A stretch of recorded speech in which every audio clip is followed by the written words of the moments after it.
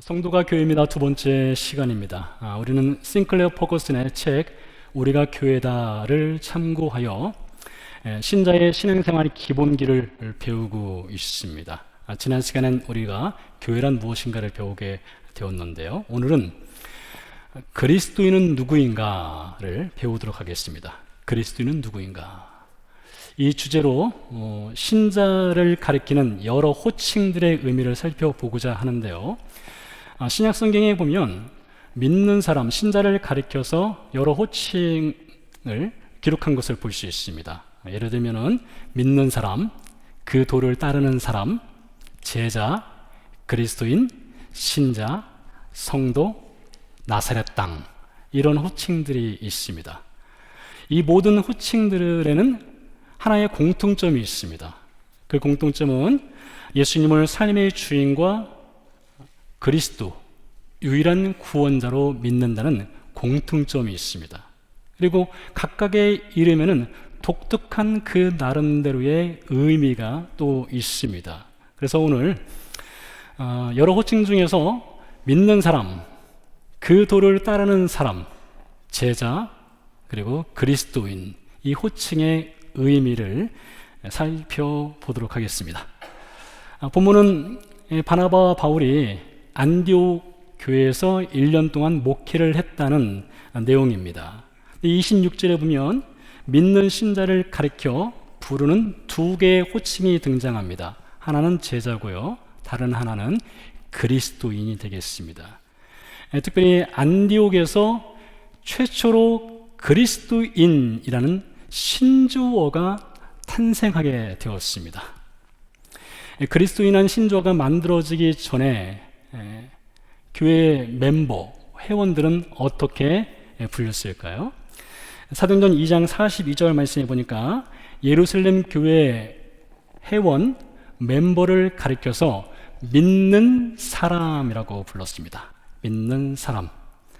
자, 그렇다면 교회 회원, 등록카드를 내고 교회 회원이 되면 자동으로 다 믿는 사람이 되는 것이냐?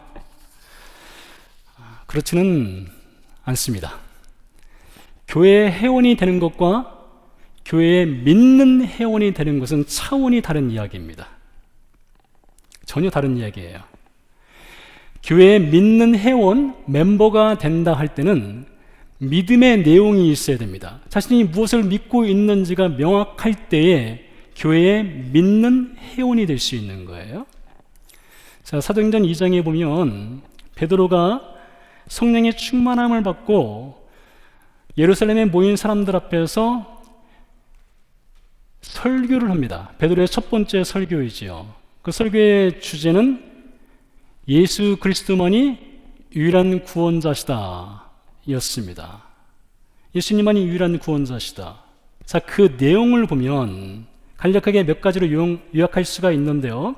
첫 번째로 예수님은 죄인을 위해서 죽으셨다. 두 번째, 하나님이 예수님을 죽음으로부터 살리셨다. 세 번째, 예수님만이 유일한 구원자시다. 네 번째, 예수님은 모든 믿는 자의 주인이시다. 다섯 번째, 우리가 죄인임을 고백하고 회개하고 예수님을 믿게 되면 죄사함의 은혜를 받고 구원을 받는다. 이 다섯 가지의 내용이 베드로가 사도행전 2장에서 전한 설교의 핵심 내용입니다. 그날 그 자리에 수많은 사람들이 베드로가 전하는 설교를 듣게 되는데요. 그 가운데 3,000명의 사람들이 예수님을 믿게 되었습니다.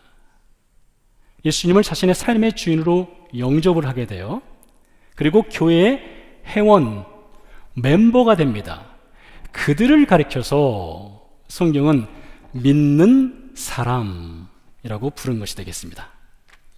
근데 그때의 교회나 지금의 교회나 교회 내에는 회원 가운데, 즉 멤버 가운데 이렇게 믿음의 고백이 있는, 믿음의 내용이 있는 믿는 회원이 있는가 하면 아직은 그런 믿는 내용이 없는 회원들도 있습니다. 꼭 이 자리에 그 믿음의 고백의 내용이 없는 분들이 계시다면은 여러분 이 말씀의 자리를 계속 지키셔야 됩니다. 믿음은 들으면서 나는 것입니다. 그리스도의 말씀을 들을 때에 우리가 그 믿음이 생기게 되는 것이에요. 그래서 아직 그런 믿음의 내용이 없다면 말씀의 자리를 지키십시오. 예배 자리로 나오시길 바랍니다. 자, 그래서 그리스도인이 누구인가? 라고 말할 때 첫 번째는 예수님을 믿는 믿음의 고백이 있는 사람, 그래서 믿는 사람이라는 호칭이 있습니다. 두 번째로 예수님을 믿는 사람 호칭과 함께 두 번째 호칭은 그 도를 따르는 사람이라는 호칭이 있습니다. 그 도를 따르는 사람. 이 호칭은 사도행전 9장 2절에 기록되어 있는데요. 다메섹 여러 회당에 가져갈 공문을 청하니 이는 만일 그 도를 따르는 사람을 만나면, 여기서 보니까 만일 그 도를 따르는 사람이라는 표현이 등장하죠. 남녀를 막론하고 결박하여 예루살렘으로 잡아오려 함이라 했습니다. 이 장면은 바울이 예수님을 믿기 전에 다메섹에 가서 예수님 믿는 사람들을 결박하여 예루살렘으로 끌어오려고 하는 이야기의 한 장면인데, 여기서 당시 예수님을 믿는 사람들을 가리켜서 부르는 호칭, 그 도를 따르는 사람이 등장합니다. 이 그 도를 따른다는 것은 무엇이냐? 예수님의 가르침을 듣고 배우고 순종하여 사는 사람이란 뜻이 있습니다. 순교자 디트리 보네퍼 목사님의 책 나를 따르라에 보면 이런 글이 있습니다. 예수님은 나를 믿으라 하지 않으시고 예수님은 나를 따르라, follow me를 말씀하셨다. 이런 글귀가 있어요. 그와 관련해서 마가복음 1장 16절 이하의 말씀을 보면 예수님이 갈릴리의 어부인 베드로, 안드레, 요한, 야고보를 부르실 때에 예수님이 이렇게 말씀하셨습니다. 나를 믿으라 하지 않냐시고 그들에게 나를 따르라 이렇게 말씀하셨습니다. 그때 나를 따르라 라는 말씀을 들은 이 어부들이 어떤 반응을 보였는지를 마가복음 1장 16절 이하는 자세하게 말을 해주는데요. 이렇게 말하고 있습니다. 그들은 즉시 그물을 버렸다. 즉시 배를 버렸다. 즉시 직장을 버렸다. 즉시 예수님을 따랐다. 즉시, 곧바로 이런 표현들이 반복적으로 등장하는 것을 볼 수 있습니다. 이렇게 예수님의 부르심을 받고 즉시 따르는 사람을 가리켜서 그 도를 따르는 사람들, 교회의 믿는 신자, 믿는 회원이라고 한다는 것이죠. 예루살렘에 가게 되면 예수님이 걸으신 십자가의 길이라고 하는 것이 있습니다. 전통에 따라서 만들어진 길인데요. 정확한 위치는 알 수 없지만요. 약 700m 정도 되는 길입니다.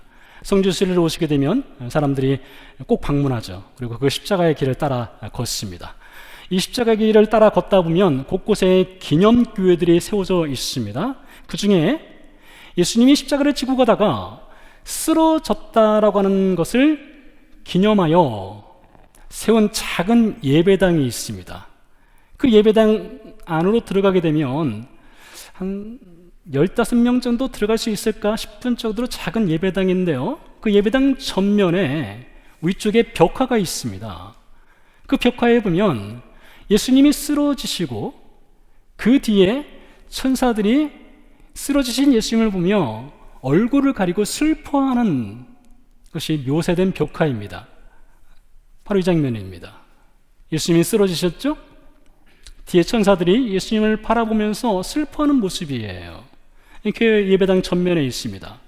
그래서 이 예배당 전면에 저 장면을 보고 나서 몸을 돌이켜서 예배당을 빠져나오기 위해서 문 입구를 보면 문 입구 위쪽에 또 다른 벽화가 있습니다. 그림이 그려져 있는데 그 그림의 내용은 이렇습니다. 앞서 예수님이 십자가를 지고 가고 뒤이어서 사람들이 자기 십자가를 지고 예수님을 따르는 것입니다. 네, 바로 이 장면입니다. 예수님 옆에서 십자가를 지고 가고 있죠? 뒤에 보니까 수많은 사람들이 자기 십자가를 지고 예수님을 뒤따르고 있는 장면입니다. 자, 그런데요, 이 예배당에는 예수님 믿는 사람들만 이 예배당을 방문하지 않습니다. 관광을 온 사람들, 예수님을 전혀 모르는 사람들도 예루살렘 이 교회에 방문해서 이 장면들을 보고 가지요. 근데 아마 예수님에 대한 지식이 없거나 믿음이 없는 사람들은 이런 벽화를 보고도 그 의미가 무엇인지를 제대로 알지는 못할 것입니다. 그런데 믿는 사람이라면 이 장면을 그냥 지나칠 수가 없습니다. 결코 그냥 지나칠 수가 없지요. 왜요? 예수를 믿는다는 것은 그 the way, 주님을 뒤따르도록 부르심을 받았다는 것을 알기 때문에 그렇습니다. 그래서 교회 멤버가 된다는 것, 교회 회원이 된다는 것은 그 예수님을 뒤따르는 것이에요. 자, 그렇다면 도대체 뒤따른다는 것이 무엇이냐를 또 우리가 살펴볼 필요가 있겠죠. 예수님을 뒤따른다는 것을 세 번째 호칭인 제자에서 우리는 찾아볼 수 있습니다. 오늘 본문에 보면 바나바와 바울이 안디옥 교회에서 1년 동안 공동 목회를 하게 되는데 26절은 이렇게 증언하고 있습니다. 만남에 안디옥에 데리고 와서 둘이 교회에 1년간 모여, 이어서 보세요. 큰 무리를 가르쳤고라고 되어 있습니다. 큰 무리, 그러니까 많은 사람들을 가르쳤다는 거예요. 그 다음에 제자들이라는 표현이 등장합니다. 제자들이 안디옥에서 비로소 그리스도인이라 일컬음을 받게 되었더라. 자, 이게 보니까 큰 무리가 등장하고 제자들이 등장하고 그리스도인이 등장하는 것을 볼 수 있습니다. 자, 이 장면을 이렇게 묘사할 수 있습니다. 안디옥 교회에서 성경 공부반을 열었습니다. 지역사회에 광고를 냈어요. 그랬더니 지역사회에 사람들이 성경 공부에 관심이 있어서 안디옥 교회로 나왔습니다. 성경 공부반에 참여한 거예요. 그 참여한 사람들을 가리켜서 큰 무리다 이렇게 말할 수 있는 것입니다. 그들은 군중이지요. 관심 있는 사람들입니다. 큰 무리, 군중 가운데 성경 공부를 하면서 예수님을 배우고 복음을 들으면서 그들 가운데 제자가 생겨나는 것입니다. 즉 믿는 사람들이 생겨나는 거예요. 그 제자들이 들을 가리켜서 안디옥 교회는 교회의 회원이다, 멤버이다 이렇게 말한 것이에요. 자, 제자, 우리가 많이 들어본 말입니다. 이 제자는 사전적 정의를 보면 선생님의 가르침을 배우고 모방하여 따라가는 사람을 제자라고 합니다. 미술학계에 보면 여러 학파들이 있죠. 인상주의파, 사실주의, 낭만주의 이런 학파들이 있습니다. 그리고 각 학파를 대표하는 미술가들이 있어요. 그리고 그 미술가 밑에서 배우는 제자들이 있습니다. 그 제자들은 자기 스승의 그림을 보고 배우고 모방하고 따라합니다. 그게 제자인 거예요. 그와 같이 교회의 멤버, 교회 믿는 신자인 멤버는 예수님을 배우고 모방하고 따라가고 닮아간다는 것이죠. 그 따라감의 내용이 무엇이냐? 그 닮아감의 내용이 무엇이냐? 이것을 예수님께서 누가복음 14장 26절 27절에서 좀 더 구체적으로 말씀하십니다.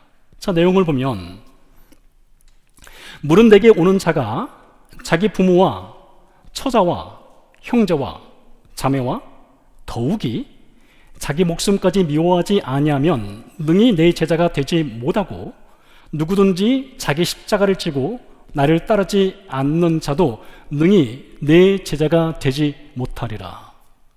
예수님께서 구체적으로 따름이 무엇이냐, 교회 믿는 회원이 된다는 것이 무엇이냐, 그들을 따른다는 것이 무엇이냐, 제자가 된다는 것이 무엇이냐를 구체적으로 말씀해 주셨습니다. 세 가지를 말할 수 있어요. 첫 번째, 교회 믿는 회원, 그들을 따르는 사람들, 제자는 자기 부모, 아내, 남편, 형제, 자매, 심지어 자기 목숨까지 미워해야 한다. 두 번째, 제자는 십자가를 지고 예수님을 따라야 한다. 여기에 추가하여 27절 이하에 보니까 제자는 자기 모든 소유를 포기해야 한다. 여러분, 이것이 교회 믿는 신자, 제자, 그 도를 따르는 사람들이 따라야 될 따름의 내용인 것입니다. 저는 말입니다, 이 성경에서 가르치는 이 내용에 어떤 MSG를 쳐가지고 이것은 너무 심한 것 같습니다, 이건 아닌 것 같습니다, 이렇게 말할 수 있는 권한이 있는 그런 자격이 있는 사람이 아닙니다. 대신에 저는 여러분들에게 또 저 자신에게 성령이 말하고자 하는 것을 최선을 다해서 있는 그대로, 가감하지 않고 있는 그대로를 전하는 것이 저에게 주어진 소명입니다. 자, 그렇다면 제자로 예수님을 따르기 위해 부모와 처자와 형제자매와 심지어 자기 자신까지도 미워해야 한다는 그 말의 의미는 무엇일까요? 부담되시죠? 부담되는 말씀입니다. 자, 성경에 보면 10계명이 있습니다. 10계명 중에 5번째 계명은 네 부모를 공경하라입니다. 예수님께서는 네 원수도 사랑하라 말씀하셨습니다. 그리고 더불어서 예수님께서 하신 말씀 중에 네 이웃을 네 몸처럼 사랑하라 이렇게 말씀하셨어요. 그러니 자신을 귀하게 여기고 사랑할 줄 아는 사람이 부모도 사랑할 수 있고 가족도 사랑할 수 있고 타인도 사랑할 수 있는 거예요. 왜요? 네 이웃을 사랑하려면 네 몸처럼 사랑하라 했으니 자신을 먼저 사랑하는 것은 매우 중요합니다. 혹 우리 가운데 나는 전혀 가치가 없는 사람이야, 나는 무가치한 사람이야 라고 생각하는 분들이 있다면 그건 겸손한 것이 아닙니다. 그건 겸손한 것이 아니에요. 나는 무가치합니다, 나는 아무 존재도 아니에요, 이렇게 말하는 사람들은 아마 다른 사람들도 그렇게 대할 가능성이 상당히 있을 수 있어요. 우리는 먼저 우리가 사랑받을 만한 사람이라는 것을 잘 알고 있어야 됩니다. 고기도 먹어본 사람이 먹을 수 있잖아요, 그렇죠? 그런 것처럼 내가 사랑받는다는 것을 아는 것은 매우 중요한 것입니다. 자, 그래서 예수님 말씀은 이 뜻입니다. 예수님 말씀은 나를 따라오기 위해서는, 즉 제자가 되기 위해서는 부모를 미워해야 된다, 처자식을 미워해야 된다, 형제자매를 미워해야 된다, 너 자신을 미워해야 한다, 이건 문자적인 의미가 아닙니다. 그 의미는 이것입니다.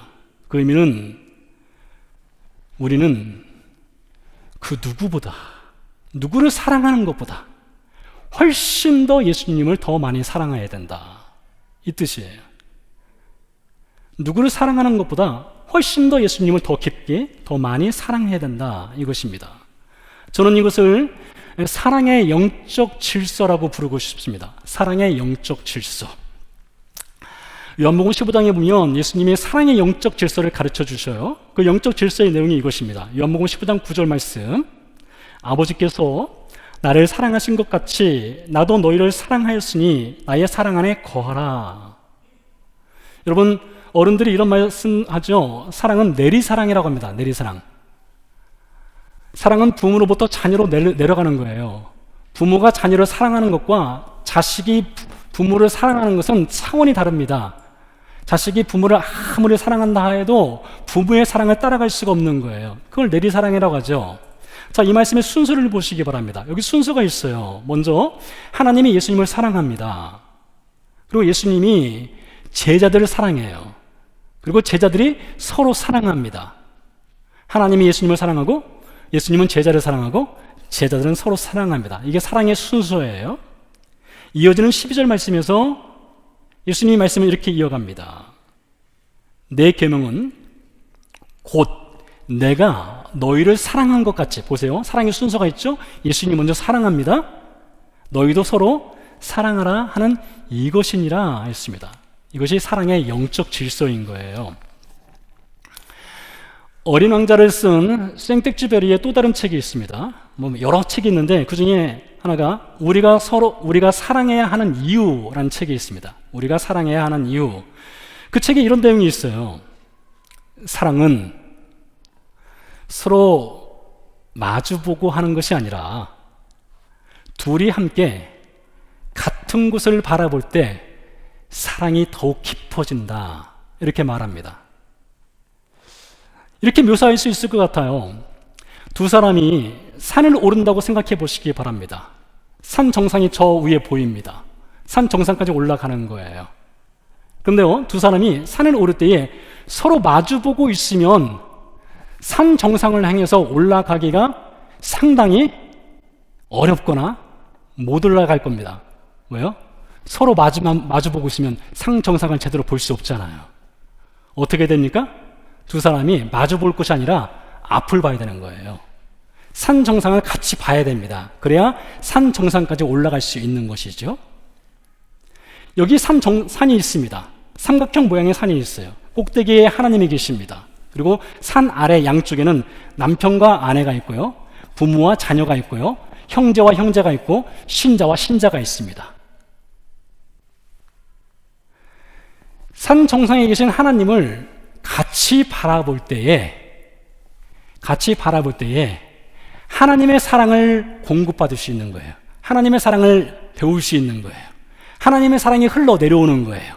그 하나님의 사랑이 흘러내려와서 산 양쪽에 있는 두 사람이 그 사랑의 공급을 받아서 산을 올라가는 것입니다. 그러니 사람들이 나만 바라봐 이렇게 하면 서로 사랑할 수가 없어요. 나만 바라봐가 아니라 하나님 바라봐. 나만 사랑해 이것이 아니라 하나님을 먼저 사랑해. 이게 돼야 된다는 거예요. 그래야 사랑이 건강하게 이루어질 수 있다는 것입니다. 사랑의 영적 질서인 것입니다. 그래서 제자가 된다는 것은, 즉 예수님을 따른다는 것은 무엇이냐? 그 어떤 것보다, 그 무엇보다 우선하여서 하나님을 먼저 사랑해야 된다. 이것이 제자가 되어 예수님을 따르는 교회 멤버가 된다는 것입니다. 이어서 예수님이 믿는 제자가 되어 따른다는 것을 이렇게 말씀하셨습니다. 자기 십자가를 지는 것이라 말씀하셨어요. 오늘날 십자가는 많은 사람들의 목에 걸거나 귀에 거는 액세서리죠. 심지어 몸에다가 십자가를 새기는 타투를 하기도 합니다. 그런데 예수님 시대 당시에 십자가는 죽음의 심볼, 상징이었습니다. 죽음이었어요. 다시 보네포 목사님의 제자도의 대가라는 책에 보면 예수님을 믿고 따른다는 것이 도대체 무엇이냐, 그리스도는 누구이냐에 대해서, 제자가 된다는 것이 무엇이냐에 대해서 아주 간략하게 한마디로 이렇게 말합니다. Come and die. 와서 죽으라. 너무 레디컬하게 들려질 수도 있을지 모르겠습니다. 그러나 예수님이 제자를 부르실 때에, 즉 나를 따라오라 하실 때에, 그때 제자들이 보인 반응은 즉시 그물을 버렸고 배를 버리고 직장을 뒤로하고 즉시 예수님을 따랐습니다. 우리는 동시에 두 개의 길을 걸을 수 없습니다. 오른편 왼편 두 개의 길이 있다면 우리는 하나의 길만을 걸을 수 있습니다. 교회 멤버, 교회 믿는 신자가 된다는 것은 하나의 길을 걸어야 되는 것이에요. 그 길이 어떤 길이냐? 나의 계획을 내려놓고 나의 목적보다 예수님의 목적, 하나님의 뜻에 먼저 순종하는 것, 이것이 자기 십자가를 지고 따르는 제자의 도리인 것입니다. 다음으로 예수님께서 제자가 되어 따르려면, 즉 교회 멤버가 되려면, 믿는 멤버가 되려면 자기 소유를 포기해야 한다라고 말씀하셨습니다. 점점 더 어려워지죠? 네, 자기 소유를 포기한다 했어요. 신자는요, 구원을 은혜로 받습니다. 아무런 값을 치르지 않고 받아요. 이것은 성경의 진리입니다. 이것을 바꿀 수가 없어요. 변함없는 진리입니다. 그런데요, 신자가 받는 그 은혜를 주시기 위해서 하나님이 우리가 상상할 수도 없는 값을 치르셨다는 것을 우리는 또한 반드시 기억을 해야 합니다. 하나님이 대가 지불을 하신 거예요. 은혜를 주시기 위해서요. 오래전에 어머니 집에 갔더니 거실과 방에 그 유명하다는 명품 가방들이 여기저기 있더라고요. 뭐 굴러다니는 명품 가방이요. 발에 채일 정도로요. 그래서 알고 보니까 누님이 중국 여행 갔다가 돌아오는 길에 저지른 불법의 증거물들이더라고요. 그리고 그 명품처럼 보이는 가방들이 그 싸구려 가치에 맞게, 그 싸구려 가치에 어울리게 집안 곳곳에서 굴러다니고 있더라고요. 우리 여성분들이 들고 다니는 가방이 진짜 덕이냐 가짜이냐, 이것을 판단하는 방법 중에 하나가, 비가 내릴 때에 가방을 머리 위에 올리면 그건 분명히 진짜는 아닐 것입니다. 진짜라면 어떻게 할까요? 가슴에 품고 아끼겠죠. 그 가치가 있기 때문에 그렇지 않습니까? 은혜는 값없이 주어지지만 값없이 주어졌다고 해서 그 은혜가 싸구려냐? 그렇진 않죠. 거기엔 하나님이 치르신 상상할 수도 없는 아들의 생명을 내어주는 대가 지불이 있었던 것입니다. 따라서 우리 믿음의 선배들을 보면, 교회에 믿는 멤버들을 보면, 그들은 그 따름에 대한, 그 은혜에 대한 대가 지불을 기꺼이 하는 삶을 살았습니다.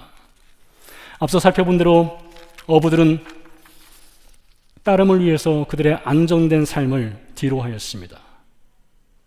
가끔 제가 인용하는 윌리엄 보든 선교사 이야기가 있지요. 25살의 나이에 이집트 선교를 하던 중에 병에 걸렸습니다. 그리고 원타국에서 그 젊은 나이에 세상을 떠났어요. 근데 그가 남긴 글 중에 3마디가 있습니다. 울림이 있는 글이에요. 남김없이, 후퇴 없이, 후회 없이. 남김없이, 후퇴 없이, 후회 없이. 우리가 한 사람과 사랑에 빠지고 나는 너를 사랑해, 이런 말 할 수 있지요. 근데 그 사랑의 고백에는 반드시 대가 지불이 있어야 됩니다. 책임질 수 있는 대가 지불이 있어야 되는 거예요. 그래서 예수님을 믿는 신자, 그들을 따르는 사람들, 제자가 된다는 것은 나도 예수님을 사랑합니다, 저는 예수님을 사랑합니다 라는 고백과 함께 그에 합당한 대가 지불이 있는 신자의 삶을 살아가는 것입니다. 다음으로 믿는 신자를 호칭하는 또 다른 것이 그리스도인입니다. 오늘 본문 26절에서 그리스도인이라는 호칭이 나오는데요, 이 호칭은 신자들이 저는 안디옥 교회를 다니는 신자입니다, 그리스도인입니다 라고 자기를 소개할 목적으로 만들어낸 신조어가 아닙니다. 이 교회 신자가 만든 것이 아니에요. 그리스도인이라는 호칭은 교회 밖에 있는 안디옥 도시에 살고 있는 사람들이 교회 안 사람들을 바라보면서 저 사람들은 그리스도인이야 라는 별명 혹은 호칭을 세상 사람들이 만들어준 것이에요. 바울과 바나바가 안디옥에서 목회를 할 때 그 당시 안디옥이라는 도시에는 50만 명이 살았습니다. 엄청난 수예요. 그 당시에는요. 로마 제국의 수도인 로마에 100만 명이 살았거든요. 그의 절반인 50만 명이 안디옥에 살았어요.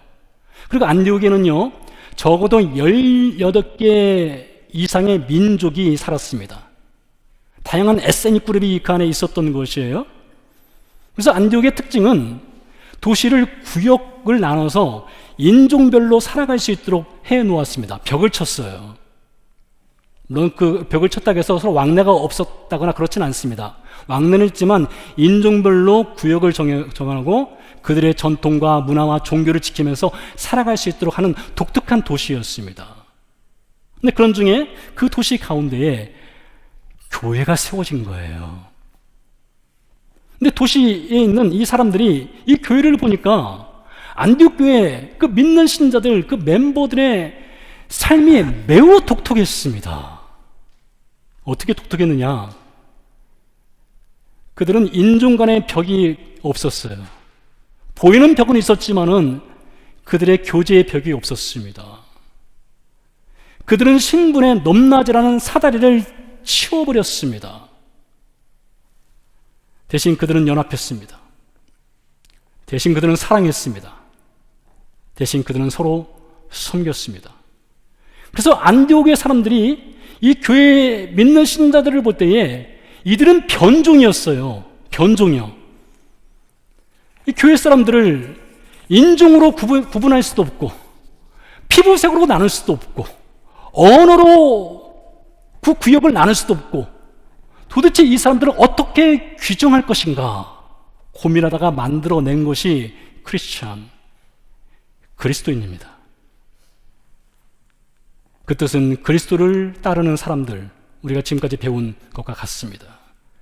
이 세상 사람들이 교회 신자를 바라보면서 그리스도인은 호칭을 주었을 때는 그들은 우리와 다르다 였던 거예요. 주 2세기경 이집트에 살고 있었던 한 무명의 그리스도인이 글을 썼는데 그 글이 남겨진 것이 있습니다. 그 내용에 이런 것이 있어요.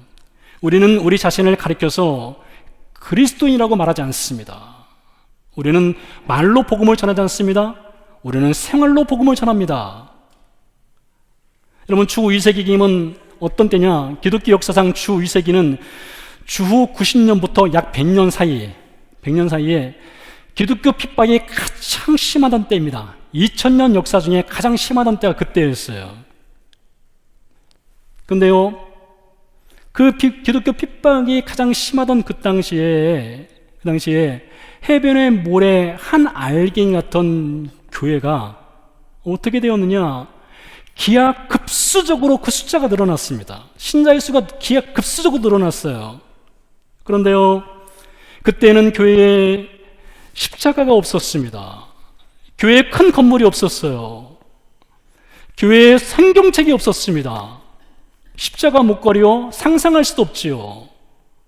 겉으로 보기에는 이 사람이 신자인지 믿는 신자인지 아닌지를 구별할 수가 없었던 시대였습니다.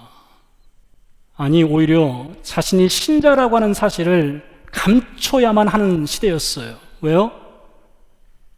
나는 믿는 사람입니다. 나는 그들을 따르는 사람입니다. 나는 제자입니다. 그 말을 한다는 것은 곧 체포될 수 있고 순교의 자리로 들어갈 수 있기 때문에 오히려 신자라고 하는 것을 철저히 숨겨야 했던 시대였던 것이죠. 그런데 그 시대에 교회가 오히려 더 성장했어요. 더 부흥했어요. 그리고 사람들은 그들을 가리켜서 크리스찬, 그리스도인이라고 불러준 것입니다. 교회의 파워가 무엇이냐? 교회의 능력이 무엇이냐? 세상 사람들이 그리스도인이라고 불러주는 것이 교회의 파워인 거예요. 교회의 진정한 능력인 것이에요. 그런데요, 세상 사람들이 이렇게 교회를 향해서 그리스도인이라고 부른 데에는, 거기에는 중요한 내용이 담겨 있습니다.